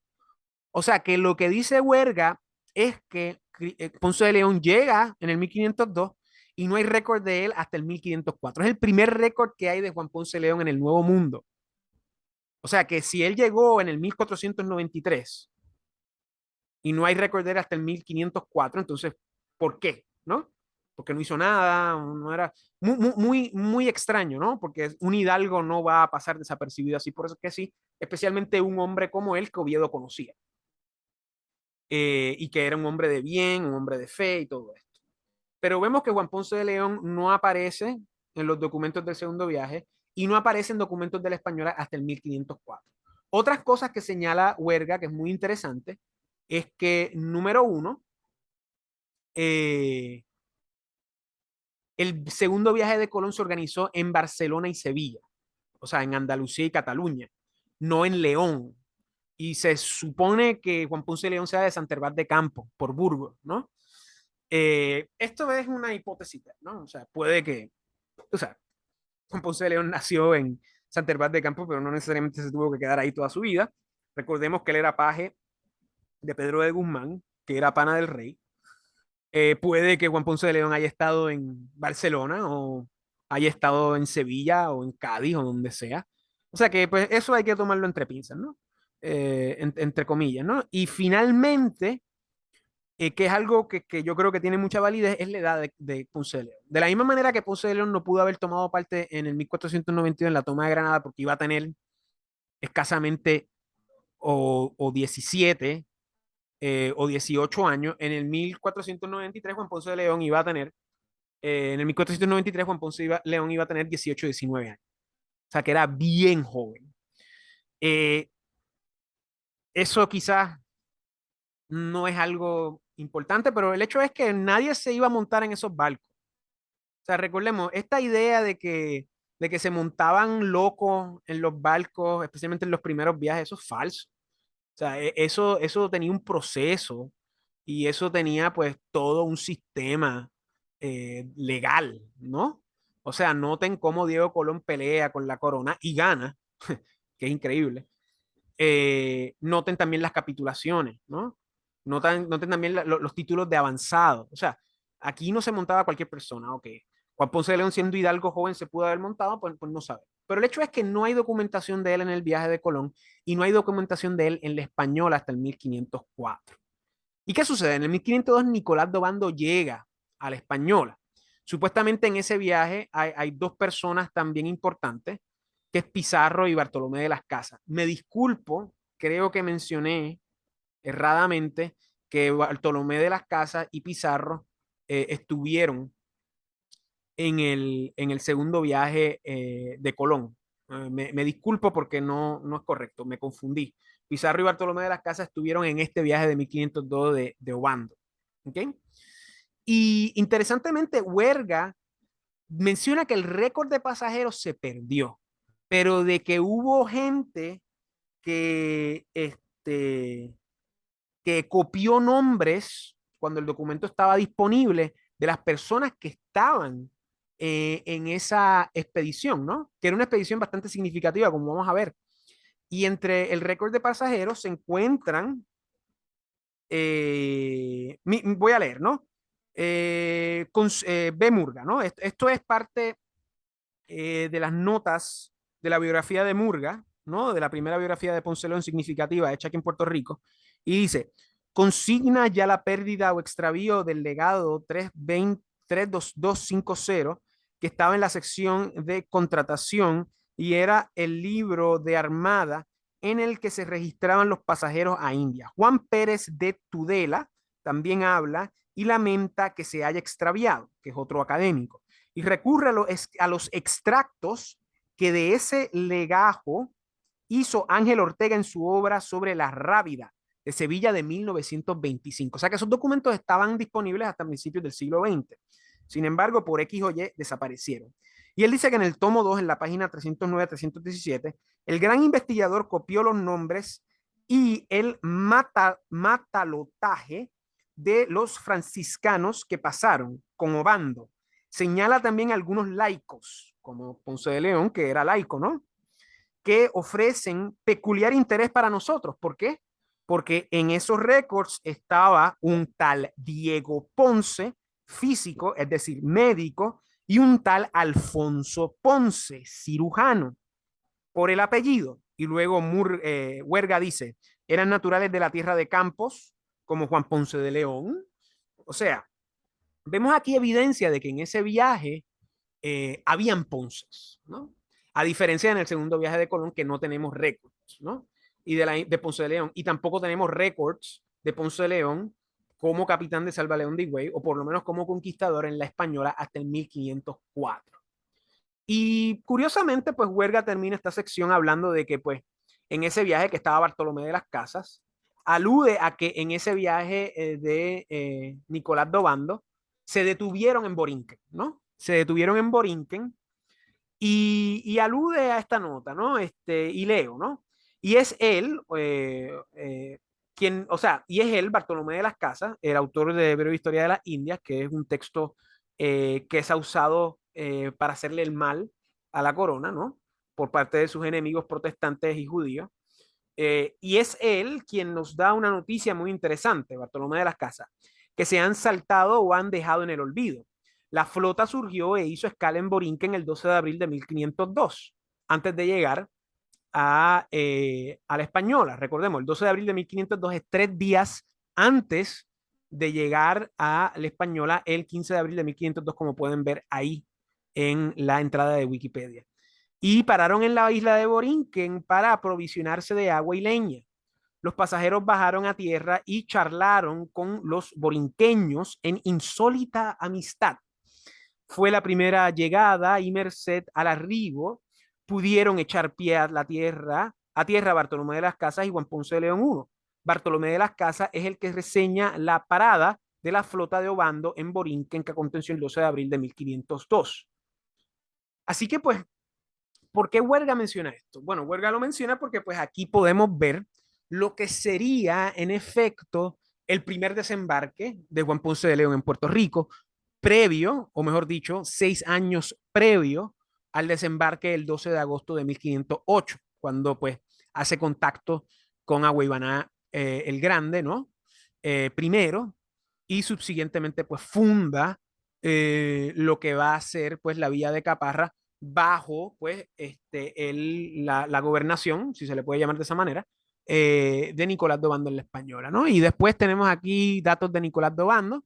Estamos hablando, viendo aquí la biografía, ¿no? Nicolás Dobando y Cáceres era hijo segundo de Diego Fernández de Cáceres y Obando, un segundón, como lo fue Ponce de León, que creció y aprendió el arte militar en la casa de Juan II de Aragón, que si no me equivoco es el príncipe que murió, ¿no? Es el hijo de Fernando, correcto. Que nuevamente Juan II de Aragón sigue siendo ese nexo que va conectando a la gente, ¿no? Juan II de Aragón conecta a Ponce de León, conecta a Obando, conecta a la Orden de Calatrava y conecta pues a la Orden de Nicolás de Obando, que si no me equivoco es la Orden de Alcázar, ¿no? Bueno, vamos a seguir leyendo. Fue señor del solar de Alcázar Viejo, cuyo sitio fue concedido de jure por Enrique IV de Castilla por Real Cédula el 16 de julio de 1473. Famoso capitán de dicho rey y de los reyes católicos desde 1475. Alcalde de Querencia y de Monelón, ¿no? Que son sitios en España, donde falleció en 1487, habiendo testado el 2 de febrero. Bueno, estamos aquí hablando de el papá de Obando, ¿ok? La madre de Nicolás de Obando, Isabel Flores de la Varillas, dama de la reina Isabel I de Castilla, o sea que hay una conexión ahí con la reina católica, fue la primera esposa de Diego Fernández de Cáceres y Obando. Era hija de Rodrigo Flores, de las Varillas y su esposa María Esteban Tejado de Paredes, ascendientes de los marqueses de Leganés, los marqueses de Loriana, bla, bla, bla, bla, bla, bla, bla. Como podemos ver, Obando es un noble de casta más alta que Ponce de León y tiene conexiones con la corona. Así que pues aquí vemos otra entrada de Juan Ponce de León al poder para eventualmente lograr su licencia avanzada. ¿Verdad? Y luego habla de su hermano, ¿verdad? Está hablando de la familia, ¿no? Y seguimos hablando de la familia, no es necesario hablar de eso ahora. Pero el punto es que Nicolás de Obando, el que trae esa expedición al Nuevo Mundo, es un hombre con influencia. Y Ponce de León está metido ahí junto a los otros dos Ponces que mencionamos en la lista de pasajeros. Biografía. Ingresó como caballero profeso en la Orden de Alcántara, como mencioné anteriormente. De aquí su título de Frey. Llegó a ser comendador de Lares y posteriormente comendador mayor. Usó, por tanto, su blasón de armas, coartado de Obando, Flores, Mogollón y Gutiérrez, puesto sobre la cruz de la Orden de Alcántara. Fundó los pueblos de Buenaventura, Puerto Real, Lares de Guayaná, Santa Cruz de Icayagua, de Ceibo, Cotuí, Yaquimo y Puerto Plata. Trasladó y reconstruyó la ciudad de Santo Domingo, además de fundar conventos y promover la agricultura, hablando pues de su obra en la española. Noten aquí otra cosa. Notemos la biografía de Obando y notemos la biografía de Juan Ponce de León. Obando sabemos su linaje, sabemos su familia, sabemos sus conexiones a la corona. Tenemos hasta un blasón. Ponce de León no tiene blasón, Ponce de León no tiene conexiones eh, a la corona más allá pues de la Orden de Calatrava, su conexión a Pedro Guzmán y obviamente su conexión a Obando, ¿no? Y cómo Obando y Juan Ponce de León tengo entendido que se conocieron a través del hijo de los reyes católicos, el infante pues, ay Dios mío, el infante Juan de Aragón, que muere temprano, ¿no? O sea que estamos viendo aquí por comparación de un noble, de un aristócrata que sale de un estamento aristócrata superior a un don nadie, ¿no? A alguien que, bueno, no un don nadie, ¿no? A alguien que tiene apellido, pero que es un hidalgo, que es un segundón, que no necesariamente va a heredar todo lo que pues heredan otros nobles de alto estamento como este hombre, ¿no? Expedición a la Española, esto es lo que nos interesa. El 13 de febrero de 1502 partió de España con 32 embarcaciones, o sea, es un poquito, es más grande que el segundo viaje de Colón, siendo la flota de embarcaciones más grandes con destino hacia el continente americano. Se embarcaron en total 1.500 colonizadores. Y a diferencia de Cristóbal Colón, este grupo de colonizadores fue elegido al azar. Muy interesante. Eh, o sea, que esto fue al azar. O sea, que como podemos ver en los primeros viajes de Colón, nadie se montaba en el barco a menos que tenía que estar ahí. Y por eso es que pues existe documentación de los pasajeros, ¿no? Y por eso es que pues Huerga sostiene de que quizás no estuvo ahí Juan Ponce de León porque no hay evidencia de él y nadie se va a montar ahí por accidente. Esto no es Titanic, ¿no? Este no es Jack montándose en el Titanic a photo finish, ¿ok? Eso es una reseña de la película Titanic de los 90 para aquellos que no sepan. Eh, para representar a la sociedad española en el Nuevo Mundo. Fue la primera gran armada colonizadora financiada fundamentalmente con capital privado, aunque también la corona participó, sobre todo en tareas organizativas. El plan de Obando, trazado por los reyes católicos, era desarrollar tanto la economía básica de la española como establecer las estructuras políticas, sociales, religiosas y administrativas de la colonia, que era la meta, en esencia, en todos estos viajes. O sea, la meta en todos estos viajes era poblar y edificar. No era la explotación económica, no era la explotación de los nativos, no. Era poblar y edificar. Y como mencionamos anteriormente, ¿qué significa poblar y edificar? Significa colonizar, sembrar, fundar villas, fundar ciudades, pero más importante, evangelizar para hacer esas tierras parte íntegra del imperio. ¿Ok? Subsiguientemente con él también viajó Francisco Pizarro, que lo mencioné anteriormente, quien más tarde exploraría la región occidental de América del Sur y conquistaría el imperio inca. Asimismo, en otra embarcación del mismo viaje estaba Bartolomé de las Casas, más tarde conocido como el protector de los indios y más tarde como el abanderado del liberalismo, leyenda negra y del marxismo, leyenda negra, con su panfleto de breve historia de la India. Muy interesante, o sea, imagínense esa expedición. Imagínense que en un mismo barco estaba Pizarro, Bartolomé de las Casas y Juan Ponce de León hablando, ¿no? Hablando de lo que iban a hacer en la India, hablando respecto a cosas que pudieran haber hecho juntos o no. O sea, es muy interesante, ¿no? Es un tema muy digno quizás hasta de hacer algún tipo de novelita histórica, ¿no? Dándome ideas a mí, pero es muy interesante pues recalcar esta expedición porque usualmente pues no se señala dentro de lo que son esos primeros años de la conquista, porque básicamente lo que nosotros aprendemos de esto en nuestra historia puertorriqueña que se da en las escuelas superiores, sí se da, y lo que se da en las universidades, sí se da, es sencillamente, pues, segundo viaje, 1493, 1508, 1509, pero hablemos de las cosas importantes, ¿no? Hablemos de las rebeliones indígenas, hablemos de la mudanza de Caparosá. Se pierden. Se pierden dentro de lo que es esta sistematización tecnocrática de lo que es el lavado de cerebro de esta historiografía liberal, que más allá de enseñar la esencia de nuestra tradición, de allá de enseñar la verdad de Jesucristo y su única iglesia, lo que les interesa es la cuestión tecnocrática de la línea de ensamblaje, ¿no? La cuestión tecnocrática de pues, rellenar unos requisitos básicos dentro de departamentos que parecen más, pues, departamentos académicos que parecen más departamentos burocráticos de ensamblaje en una fábrica y a la misma vez, pues, adelantar a las cosas reales que quieren, pues, enseñar, que más que nada es toda la diatriba, todo el discurso liberal, anticatólico, antiespañol, ¿no? Y recordemos, usted no es español si no es católico. Español y católico tiene que ser lo mismo. Porque si usted es español liberal, usted no es español, usted es liberal antes de español. Si usted va a decir que nosotros los puertorriqueños somos españoles, usted tiene que sujetarse a la tradición. Somos españoles porque somos católicos, apostólicos y romanos.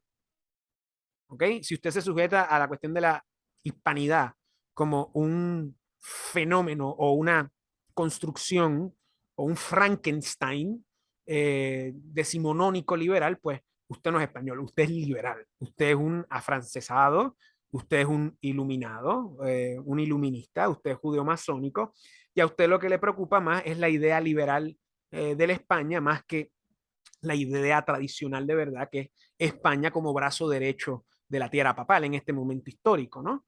Como pues brazo derecho de lo que es la empresa de la conquista católica. Y esto es muy importante recalcar, ¿ok? Subsiguientemente vemos, este es el retrato que él hace, el obispo, este es el retrato que de él hace el obispo de Chiapas en su historia de Indias. Era mediano de cuerpo y la barba muy rubia y bermeja. Tenía y mostraba grande autoridad, amigo de justicia, era honestísimo en su persona, en obras y palabras, de codicia y avaricia muy grande enemigo y no pareció faltarle humildad, que es esmalte de las virtudes, y dejado que lo mostraba en todos sus actos exteriores en el regimiento de su casa, con su comer y vestir, hablas familiares y públicas, guardando siempre su gravedad y autoridad. Mostró a sí mismo en que después que le trajeron la encomienda mayor, nunca jamás consintió que le dijese alguno señoría. Este caballero era varón prudentísimo y digno de gobernar mucha gente, pero no indios, porque su gobernación inestimables daños, como abajo parecerá, les hizo. Obviamente, pues, este cómico, ¿no? Como, por si acaso, este cuadro que aparece aquí obviamente es moderno. No creo que, bueno, me parece que es moderno, no creo que sea de la época, ¿no? Por la manera en que está pintada la palma. Pero nada, el punto es que aquí vemos cómo Fray Bartolomé de las Casas se cubre, ¿no? Cómo se cubre halagando a este hombre, ¿no? Pero después dice, bueno, aunque haya sido bueno, hay que recalcar que mató a India, ¿verdad? Y esto es lo que le encanta a la gente, ¿no? Lo que le encanta a la gente es ver estas diatribas anticristianas, ¿no? Y posteriormente vamos a hablar de Bartolomé de las Casas, el cual ha sido desacreditado a través de los siglos como un exagerado. De la misma manera, se ha desacreditado a través de otras cosas que hizo, además de historia de las Indias, como luchaba contra otras personas en el clero. De la misma manera, se cree que era un converso, ¿no? Se cree que era un marrano, es decir, un judío que se vuelve, que se convierte. Eh, y de la misma manera, tú sabes, por sus frutos los conocerán, ¿no? O sea, las crónicas, la única que realmente explota esto es la de Fray Bartolomé de las Casas. El resto de las crónicas, pues no explota de la manera vehemente el relato del maltrato de los indios como lo hace Bartolomé. Y el mejor testamento de esto es la idea de cómo se popularizan estos relatos, ¿no? Estos relatos se popularizan específicamente por intereses ajenos a la corona, intereses que posteriormente van a ser holandeses, dentro de lo que es la guerra con España, intereses protestantes anglicanos, y todos los intereses que quieren hacer ver mal a España, que nuevamente es el brazo derecho de la tiara papal y es el brazo derecho que va a combatir las herejías en ese momento histórico. O sea, ¿quién es el emperador del Sacro Imperio al momento de Martín Lutero? El nieto de los reyes católicos. Y lamentablemente, pues Carlos V también tuvo sus cosas con el papado. Y Carlos V pues no metió mano con Martín Lutero cuando tenía que haberlo hecho. Y de hecho él escribe eso eventualmente, de que pues él se arrepiente. Pero el punto es que España era, tú sabes, España era como los Estados Unidos en esta época, era la potencia militar número uno. O sea, España en el siglo XVI y parte del XVII, o sea, es una potencia militar muy significativa, muy poderosa. Y es alguien que defiende la tradición del viejo orden, que defiende las monarquías y defiende el papado, que es lo que la de forma protestante quiere atacar. O sea, la de forma protestante, más allá de toda la propaganda luciferina que repiten los mal llamados cristianos, que más que nada son herejes y protestantes, más allá de los argumentos teológicos que son insignificantes, son herejes y son profusamente satánicos, especialmente la idea de desligar la razón y la fe que hace Lutero y que abre una caja de Pandora luciferina. Tenemos que tener en mente que los nobles que se adjudicaron el protestantismo lo hicieron principalmente para coger las riquezas de la iglesia y coger las riquezas de otros nobles católicos. O sea, la idea del protestantismo en su manifestación política era quitarle las tierras a la iglesia, quitarle la iglesia, quitarle la tierra a la iglesia, quitarle la tierra a los nobles católicos, eh, quitarle la tierra a los conventos, quitarle la tierra a los monasterios y apropiarse de ellas los nobles. Eso fue lo que ocurre en Alemania, eso es lo que ocurre en Inglaterra. Y como consecuencia van a utilizar todo lo posible para hacer la guerra a España, entre ellos pues estos panfletos. Como hoy en día los marxistas utilizan la obra de Bartolomé de las Casas y los filomarxistas para adelantar sus agendas, que son las mismas agendas de ese momento histórico. Claro, ellos no se hacen llamar protestantes, aunque estoy seguro que hay muchos protestantes que repiten la leyenda negra, nuevamente, no porque sean protaínos, sino porque son anticristianos. Esos son los protestantes, ¿no? Y de la misma vez, los que son protaínos repiten la cuestión de la leyenda negra, no porque sean protaínos meramente, o no porque sean protestantes, mejor dicho, sino porque son anticristianos. Es todo una propaganda anti-iglesia, anti-viejo orden, anti-verdad, anticristo. Y eso hay que recordarlo según nos vamos adentrando dentro de la discusión, ¿no? Y luego tenemos aquí la administración de la Española, que es muy importante para este momento histórico. Cuando Nicolás de Obando llegó al Nuevo Mundo el 15 de abril, se encontró con la población nativa, se hallaba en estado de rebelión. Y se hallaba en estado de rebelión porque pues la cuestión de Cristóbal Colón en ese momento pues estaba saliéndose de control. No eran un buen administrador. Y aquí viene el hombre de la corona a tratar de poner orden. Y tengamos que tener en mente que ya aquí en este momento Juan Ponce de León está en la española. Huerga acepta que está en la española y si tomamos el hecho de que ya estuvo desde 1493, pues ya estaba. Pero aquí, digamos, pues historiográficamente estamos certeros, o por lo menos estamos ya muy seguros dentro de la confluencia histórica de que Juan Ponce de León está aquí en la española. ¿Okay? Dicha rebelión fue sofocada a través de una serie de campañas sangrientas. Así, en 1503 ordenó ahorcar a la cacique taína Ana Caona, que es una historia bien famosa que muchos filomarxistas les encanta repetir. Una serie de epidemias redujeron la población de la española cuando Cristóbal Colón llegó a aquella isla en 1492, se cree que habitaban por casi 500.000 personas, aunque el padre de las casas afirma que eran entre 1 o 2 millones, que nuevamente es la exageración que va a destacar siempre a las casas. Sin embargo, de acuerdo al censo tomado en 1500, los nativos habían sido reducidos a solo 60.000 habitantes. Ok, aquí pues hay que ver e inducir, o sea, una población no baja de 500.000 a 60.000 personas en un periodo de 15 años sin evidencia histórica. ¿Ok? Esto es bien importante, ¿no? ¿Dónde están las voces? ¿Dónde están los relatos? ¿Dónde están la evidencia, las fosas comunes? O sea, es muy probable de que en la española no habían 500.000 taínos, ni tampoco habían mucho menos 2 o 1 millón, ¿no? Podemos debatir, y esto lo han debatido antes, cuánta gente había en la española. Pero si hay un censo que demuestra que hay 60.000 habitantes, o sea, evidentemente no pudieron haber muerto 400.000 personas. Es físicamente imposible. Es como el holocuento. Es matemática y físicamente imposible. Primero que nada, no iban a haber suficientes españoles para matar a tanta gente.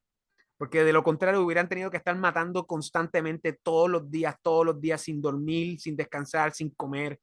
Y obviamente, pues, ningún ser humano es capaz de hacer eso. O sea, ningún ser humano es una máquina de matar. Hasta los serial killers más locos no son máquinas de matar. ¿Ok? Esto lo que demuestra es que habían menos de 500.000 personas en la española desde 1492 hasta el 1507, que se hace este recuento, y que obviamente pues sí tuvo que disminuir la población. Y no disminuyó por los ataques, no disminuyó por las guerras, que recordemos que ya eran guerras que estaban ahí con los taínos anteriores, con los dos caciques que se estaban peleando, que lo mismo va a ocurrir en Puerto Rico con los caribes. O sea, la mayoría de esta gente murió precisamente por la cuestión epidemiológica. Tenemos que recordar que la gente que vive en isla naturalmente tiene sistemas inmunológicos más débiles de las personas que están expuestas a otros patógenos.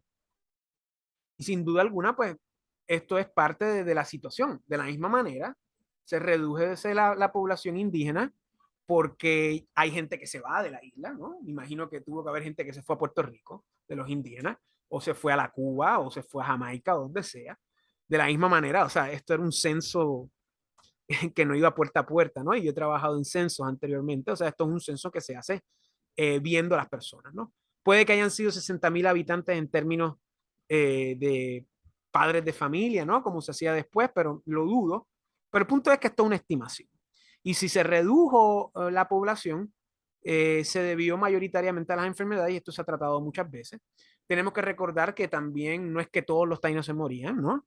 No es que todos estaban bajo el yugo. Tenemos que recordar que estas son sociedades feudales. La mayoría de los taínos van a ser naborias y como consecuencia van a ser parte de esas encomiendas, ¿no? Que se le dan a los españoles y que ya eran parte de los caciques, o sea, las encomiendas eran de los caciques y se los dan, como posteriormente en el tráfico esclavista transatlántico. O sea, los esclavos no es que los españoles y los judíos iban a las costas de África y los cazaban, no. Eran encomiendas que daban señores feudales africanos y los vendían porque eran conquistados en guerras africanas. O sea, estas son las dinámicas feudales que siempre han existido en el mundo tradicional, porque así es como era. O sea, la esclavitud no es mala, no es inmoral dentro de lo que es la concepción tradicional. Sí es inmoral dentro de la concepción moderna en cuyos inicios estamos aquí, ¿no? La concepción moderna de la esclavitud es altamente inmoral y sin duda alguna pues refleja lo insidioso de la modernidad. Pero la esclavitud como institución tradicional es algo que siempre ha existido y que todavía existe hasta cierto punto, más allá de todas las decoraciones que nos ponen con ficciones legales. O sea, el hecho es que hoy en día más que nunca hay más esclavitud que nunca. Y eso es lo horroroso de la situación actual, de que pues es una esclavitud que no se considera esclavitud, sino que se considera libertad. En este momento histórico, pues sí, habían hombres libres, hombres cristianos, que querían esparcir esa cristiandad por el mundo porque era la verdad de todas las eras. Y eso es parte de la empresa de la evangelización de la conquista y de la misma manera la empresa de edificar y construir las colonias en el nuevo mundo. En ese proceso, pues van a haber problemas, van a haber manzanas podridas, van a haber malentendidos y van a haber luchas. Ya habían luchas con los taínos, problemas con Cristóbal Colón, que nuevamente los Colón, al parecer, tenían como prioridad, más que nada, esa explotación, porque nuevamente no eran españoles, no eran caballeros como Obando, no eran hidalgos como Ponce de León, y tenían otras prioridades en mente, ¿no? Y este es el amanecer de la conquista, ¿no? Este es el comienzo y obviamente se van a cometer errores. Y esto todo lo tenemos que tener en mente porque lo más importante es destacar lo que es la propaganda judía, ¿no? Lo que es la propaganda hollywoodense a la cual estamos expuestos desde que nacemos hasta que morimos. Todo se quiere hacer ver como un holocausto, ¿no? Lo que es la leyenda negra se quiere ver como un holocausto, el holocausto se quiere ver como un holocausto. Es la idolatría del hipérbole, ¿no? Y lo que es la idolatría de la propaganda y de la mentira. Como ustedes sabrán, el holocausto es una mentira. Y lo mismo sucede con lo que es esta idea de la conquista, ¿no? Son dos cuentos. Son dos cuentos que lo que hacen es que utilizan cosas que sí ocurrieron, se tergiversan y se exageran. Sí hubo peleas con los taínos, pero también había peleas entre los taínos. De la misma manera, no había una unificación taína, según podemos entender. Sí hubo lucha, ¿verdad? Pero de la misma manera había rebelión y la rebelión es satánica. Punto. Todas las rebeliones están incorrectas dentro del orden tradicional cristiano. Y eso es parte de la crisis del mundo moderno, este fetiche con la revolución y este fetiche con el cambio, ¿no? La idea errada, moderna, enfermiza, esquizofrénica, de que con más revolución vamos a lograr arreglar la revolución en la cual nosotros nacimos revolucionariamente. O sea, ese es el espectro liberal, ¿no? El espectro liberal que lleva eventualmente al reino del anticristo. Y eso pues lo tenemos que tener en mente, ¿verdad? Porque la conquista no era una máquina de matar, no era una empresa de que voy a ir al campo y voy a cazar humanos. Eso no era así, porque eso no es cristiano. Ahora bien, que eso se haya dado, pues claro que se dio. Que haya sido la norma, definitivamente no. Ahora bien, que haya sido la norma con rebeldes, con personas que atentaban contra el orden, que querían caos en la isla, que atentaban contra lo que era la verdad de la cristiandad, pues me imagino que sí, pero dentro de unos parámetros limitados. Y esto hay que señalarlo, porque al fin y al cabo, si usted asume esta diatriba, ¿no? Si usted asume este discurso de leyenda negra, usted no lo está asumiendo por cuestiones historiográficas, usted lo está asumiendo por una cuestión anticristiana, que como consecuencia es una cuestión hereje en el mejor de los casos y satánica en el peor. O sea que usted no le está haciendo la guerra a la conquista, usted no le está haciendo la guerra a los españoles, usted le está haciendo la guerra a Dios y a la verdad. Y eso es en esencia todo, ¿no? Porque todo es una revolución contra la verdad. Lo que es el protestantismo, el capitalismo, el liberalismo, el comunismo, todas las manifestaciones marxistas, el trotskismo y lo que eso se desarrolla ahora, el filomarxismo, es toda una guerra contra la verdad. Y usted tiene que tener en mente que usted no critica a los españoles, usted no critica a Juan Ponce de León por hechos históricos.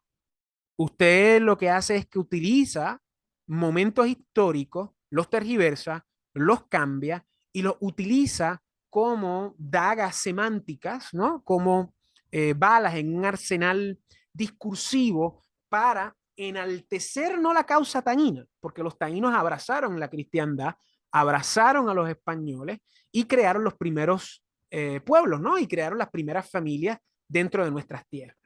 Usted lo que está haciendo es reivindicando una narrativa hereje. Usted lo que está haciendo es asumiendo un discurso anticristiano, que obviamente es manifestación del estado caído y del pecado original, pero que se acrecienta con más fervor y con más ímpetu en el último medio milenio de revolución, que empieza con la de forma protestante, que es paralela al descubrimiento de Puerto Rico. Es muy curioso, ¿no? Es muy curioso cómo Puerto Rico es fundado al final de la tradición, ahí en la modernidad incipiente, y 10 años después empieza el lío protestante, que eventualmente va a llegar a nuestras costas a finales del 19, ¿no? Y que llega de lleno con la verdadera invasión norteamericana, que es la invasión protestante, ¿verdad? Que es algo que lamentablemente los independentistas nunca quieren señalar porque pues los protestantes están en su bando, ¿no? Que es el bando liberal, el bando judeo-masónico, el bando anticristiano. Y así es como tenemos que comenzar a entender la historia correctamente y desprogramarnos de toda la propaganda que nos meten desde que estamos en primer grado hasta nuestra tesis doctoral. Es propaganda anticristiana y al ser propaganda anticristiana, automáticamente, lógicamente, exponencialmente, es propaganda satánica. Es la guerra de la mentira contra la verdad. ¿Ok? Así que vamos a seguir leyendo. Y nuevamente, o sea, esa población de habitantes, o sea, probablemente murieron por las enfermedades y de seguro los boiques y las castas altas se alteraron, ¿no? De cómo la gente se estaba muriendo.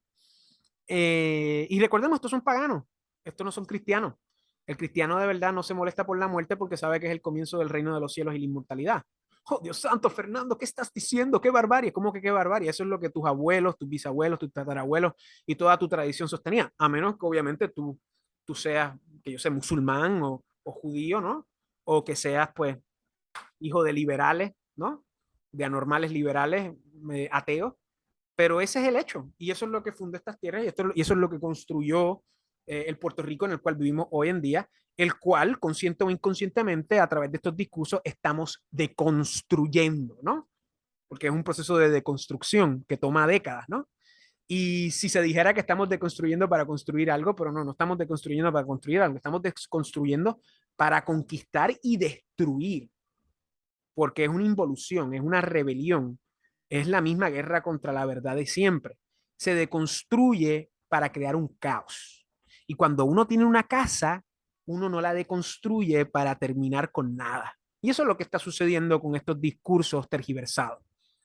Luego leemos, Obando fundó y ordenó la fundación de varias ciudades en la española, entre ellas Compostela de Azúa, Santa María de la Vea, de la Paz, de Santa María de la Vera Paz, Bayalá, hoy Fuente Libertad en Haití, Salvatierra de la Sabana, hoy Les Calles en Haití, Salvaleón de Higüey, del cual Ponce de León va a ser capitán, Cutuy, Puerto Plata, Santa Cruz de Icayagua, hoy Santa Cruz del Ceibo en la República Dominicana. Así que aquí ya vemos una alusión a Ponce de León. Obando empieza a fundar, ¿no? Y entre los sitios que funda, pues funda este poblado, que es Salvaleón de Higüey, en la parte oriental de la isla, queda en la misma puntita, ¿no? No tiene costa. Mi papá fue a Salvaleón de Higüey, yo quisiera ir en algún momento, eh, pero me dice que es bastante árido, ¿no? Aquí tenemos una vista del monumento, ¿no? Higüey es municipio de la República Dominicana que está situado en la provincia de La Altagracia. Etimología, localización, límite, distritos municipales, historia, ¿verdad? Vamos a leer esto, ¿no? Porque esto es pertinente a Ponce de León, porque vemos que en el 1502 llega, eh, llega Obando a la isla de la Española. Con él está Ponce de León, o se cree que está Ponce de León, con él está Bartolomé de las Casas y con él está Pizarro. Y en ese proceso, del 1502 al 1509, él hace varias cosas, entre ellas fundar varios pueblos y funda Salvaleón Legua. Y vamos a leer la historia. Cuando los colonos españoles iniciaron la conquista de la isla de la Española, la parte oriental pertenecía al cacicazgo taíno de Higüey, taínos, ¿verdad? De ahí sale el Higüey, que es el nombre del taíno. Y nuevamente, noten cómo los españoles rescataban los nombres de los taínos. ¿Es eso lo que hace un conquistador sanguinario que quiera aplastar a todo un pueblo? No. O sea, están rindiéndole respeto a los nobles de estas tierras, a quien le tienen que rendir respeto, que son los cabecillas del orden tradicional. Y lo hacen acogiendo sus nombres y poniéndolos en los nombres de sus poblados. Claro, le pone Salvaleón, pero Salvaleón de Higüey. ¿Y quién es Higüey? El rey Higüey de esa área de la Española.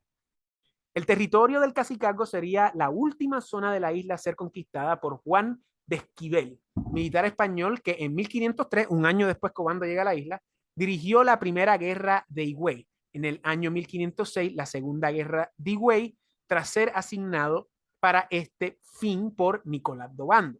El gobernador de la colonia se considera que la ocupación española se recrudeció tras varios incidentes relacionados con la Sanoa y que tienen su origen cuando varios perros de presa pertenecientes a un grupo de españoles que estaban de caza se toparon con un grupo de indios en la selva de Sanoa y atacaron a un jefe indio del lugar, causándole la muerte. Ahí tenemos el famoso relato de Becerrillo y nuevamente recalcando lo negativo porque el propósito es desacreditar toda la empresa de la cristiandad.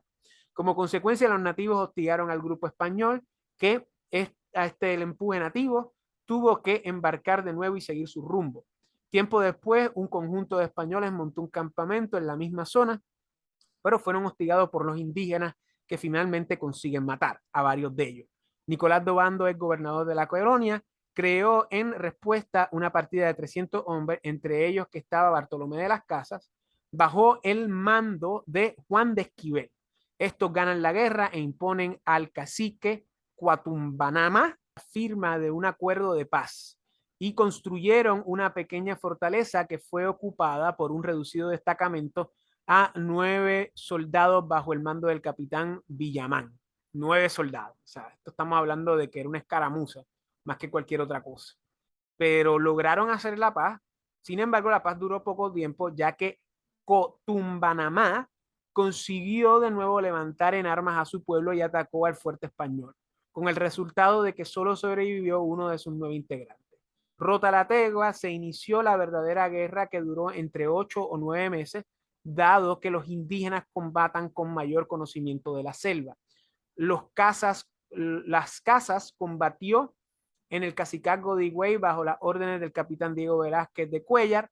Por tal motivo recibió una encomienda en la villa de la Concepción de la Vega, a la cual administró hasta 1506. Finalmente, tras unas numerosas bajas en ambos bandos, los españoles lograron encontrar el escondite de Cotubano en la isla Saona, lo arrestan y Nicolás de Obando lo ordenó a pena de muerte como consecuencia del levantamiento de los indios y su posterior derrota. Esto está aludiendo a la guerra que habíamos hablado anteriormente de Obando. Estos fueron esclavizados para los trabajos más duros de las plantaciones porque eran pues rebeldes, motivo por el que porque su número se redujo notablemente y en consecuencia la causa de la importación a la isla de esclavos africanos. El 7 de diciembre de 1508 a la villa de Higüey se concedió un privilegio real de recibir un escudo de armas.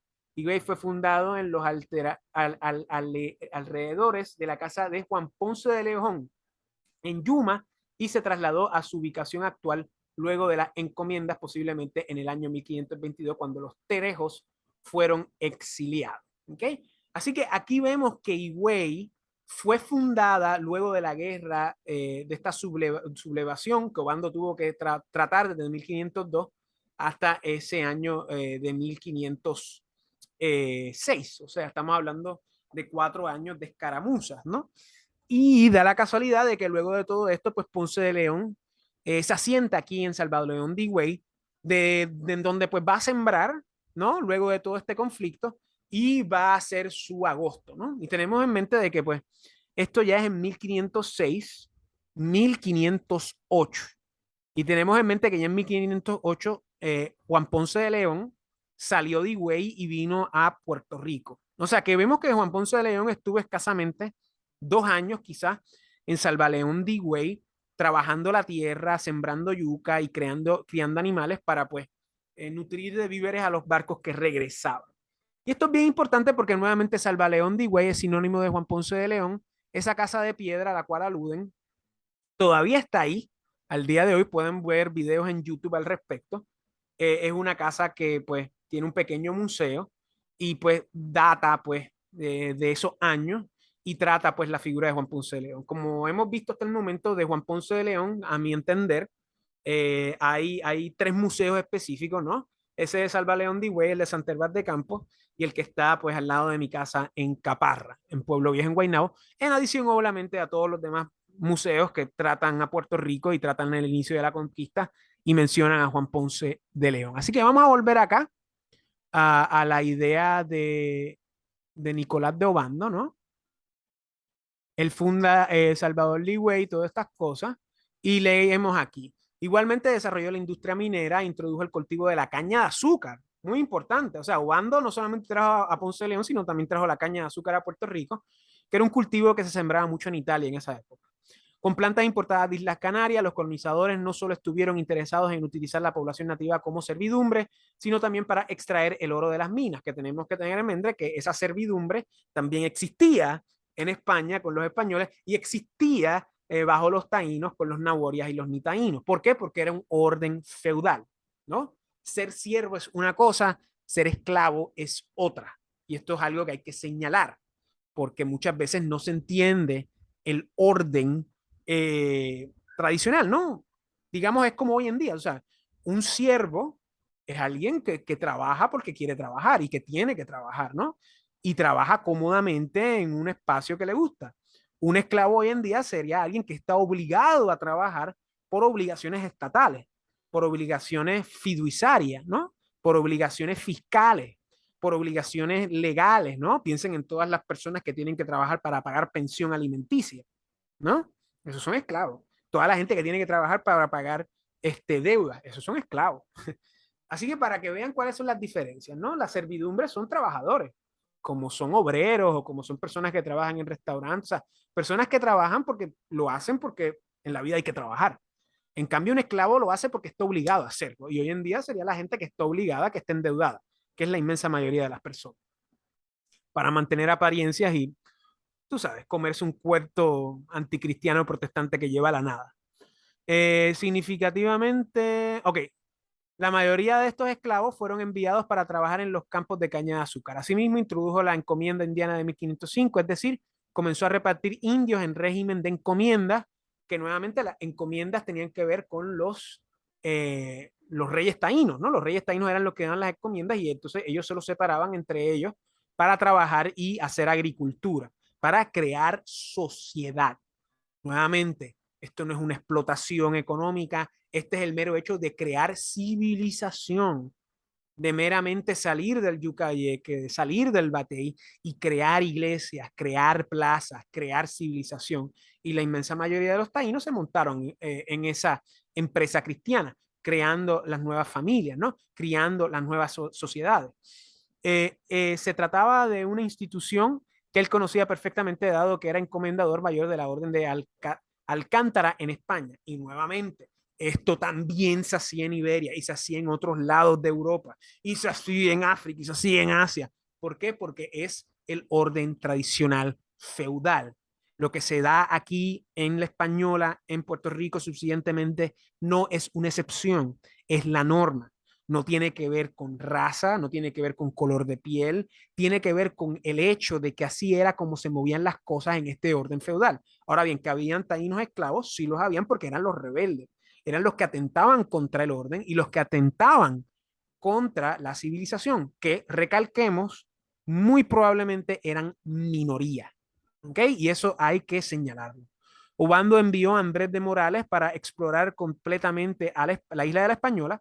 Morales completó el mapa de la isla en su totalidad. Sebastián Docampo fue enviado en 1506 para averiguar si Cuba era una isla o parte del continente. Después de 8 o 10 meses, Ocampo volvió con la información que Cuba era una isla. En 1508, Juan Ponce de León, enviado con 50 hombres para conquistar la isla de San Juan, ahora isla de Puerto Rico. O sea, Obando, como podemos ver, era un hombre que lanzó y que empezó la colonización de lleno más allá de las desventuras de Cristóbal Colón y sus primeros viajes, ¿no? Y fue el que asentó de verdad la colonia inicialmente en la española y empezó lo que es la empresa de cristiandad y evangelización de estas tierras. No solamente envió a Juan Ponce de León a San Juan de Bautista, sino que también envió a gente a la española, envió a gente, o sea, por toda la española, envió a gente a Cuba. Y hay que señalar que al parecer, pues Juan Ponce de León quizás tomó parte de estas guerras en el Higüey y a la larga pues se estableció ahí y se desarrolló como pues un capitán de esa área de la española y tomó las debidas pues iniciativas para después adelantarse para llegar a Puerto Rico, ¿no? Y luego tenemos aquí, final de su gobernación y muerte, que pues entra la figura de Diego Colón. En sus primeros años como gobernador, Obando había disfrutado de plenos poderes y autoridad casi total respecto a la metrópoli. Sin embargo, en 1507, 5 años después que llega a la isla, en ese momento Ponce de León todavía está en La Española, en Salvador de Higüey, y probablemente ya está pues diligenciando los preparativos para volverse avanzado. Tenemos que tener en mente que en este momento ya había una licencia de avanzado para Puerto Rico, para Ñañez Pinzón, pero él nunca la cogió y pues estaba vacante y me imagino que Ponce de León pues aprovechó y se montó en ese barco. Al tomar al rey Fernando de Aragón de nuevo el control de Castilla, el poder de Obando empezó a decaer. Fernando nombró responsable de los asuntos de las Indias al obispo Juan Rodríguez de Fonseca, enemigo de Obando. También sustituyó a numerosos cargos de la administración de Santo Domingo por hombres afines a la corona. En particular, el nuevo tesorero Miguel de Pasamonte, hombre de confianza del secretario de Fernando. Vemos aquí que Obando, como habíamos mencionado anteriormente, sus conexiones eran más por Isabel de Castilla, ¿ok? Y no tanto por, pues, Fernando de Aragón, ¿no? O sea que aquí vemos cómo Obando tenía mayor influencia con la reina, que ya pues en este momento fallece, y el rey pues toma mayor control de los asuntos y empieza a meter gente pues de su bando, ¿no? O gente que él conoce mejor. Ahí pues decae Obando, pero vemos que Juan Ponce de León sí tiene una conexión con Obando, pero también tiene una conexión con Fernando, el cual, como podemos ver, asume poder en un año antes del arribo de Ponce de León a la isla de Borinquen, que también pues da unos indicios particulares de cómo se batió el cobre en ese momento en la política. El 9 de julio de 1509 llegó a Santo Domingo un nuevo gobernador, Diego Colón, ¿verdad? Que es otro personaje, ¿no? Obando fue sometido a un juicio de residencia y tras ello, el día siguiente embarcó de vuelta a España. A su regreso fue nombrado comandador mayor de la Orden de Alcántara, disculpen. Murió el 29 de mayo de 1511 durante una reunión en el Orden de Sevilla, según recoge Gonzalo Fernández de Oviedo de 1518. Fue enterrado en la iglesia de San Benito, en Alcántara, Extremadura. Me disculpan si estuve mencionando la Orden de Alcatraz, pero es la Orden de Alcántara, no de Alcatraz. Disculpen. Pero como podemos ver, ya en el 1507, un año antes de que Ponce de León llegue a Puerto Rico, Nicolás de Obando está asentando todo. Fallece Isabel de Castilla, Fernando empieza a enviar su gente, ¿verdad? A la española y a la misma vez Diego Colón gana los pleitos de las capitulaciones de Santa Fe y llega. O sea que aquí vemos que en el 1507 hay una transición, ¿no? Hay una transición de Isabel, de la gente de Isabel a la gente de Fernando, y de la misma manera entra en juego Diego Colón justo después que Ponce de León llega a la isla de Puerto Rico y asienta la villa de Caparra, ¿no? Así que vemos que tan pronto llega Juan Ponce de León a la villa de Caparra, ya las cosas empiezan a cambiar en la española de una manera significativa, que son diferentes a cuando él estuvo allá. O sea, que da la posibilidad de que si Juan Ponce de León no salía en el 1508 a San Juan de Puerto Rico, probablemente no hubiera sido avanzado. Probablemente otra persona hubiera llegado acá. Claro, estoy yo hipotetizando aquí salvajemente, pero ya después del 1509 los problemas con Diego Colón y la corona, pues van a suscitar un montón de problemas. Van a suscitar problemas en la española y van a suscitar problemas en Puerto Rico, ¿verdad? Que eso también eventualmente va a causar que Juan Ponce de León se vaya, ¿no? Y Juan Ponce de León también va a tener problemas con los vecinos, porque Juan Ponce de León quería quedarse en Caparra, los vecinos querían irse a la isleta de San Juan, y nada, Juan Ponce de León eventualmente pues deja, o sea, ya tiene vías de dejar a Puerto Rico y moverse a las islas de Bimini en la Florida. Y ya aquí pues tenemos más o menos un trasfondo inicial de lo que va a ser pues la llegada de Juan Ponce de León el 12 de agosto de 1508 a las costas borincanas, específicamente al oeste de Puerto Rico. Pues nada, chicos, yo creo que eso es todo lo que tenemos que mencionar por el momento. Eh, Cualquier duda, cualquier pregunta la pueden hacer aquí abajo y nada, me alegro mucho que estén con nosotros y seguimos leyendo, ¿no? En el próximo video vamos a estar hablando respecto a una sección que él titula ¿Qué pasó? Donde pues Huerga empieza a hablar de cómo fue esa conquista, ¿no? De quiénes eran los tipos de personas que estaban aquí más allá de los hidalgos como Juan Ponce de León. Así que nada, chicos, nos vemos en el próximo y aquí, como siempre, Fernando Raúl siempre a la orden. Les deseo a todos fuerza, serenidad y sabiduría. Chao, chao.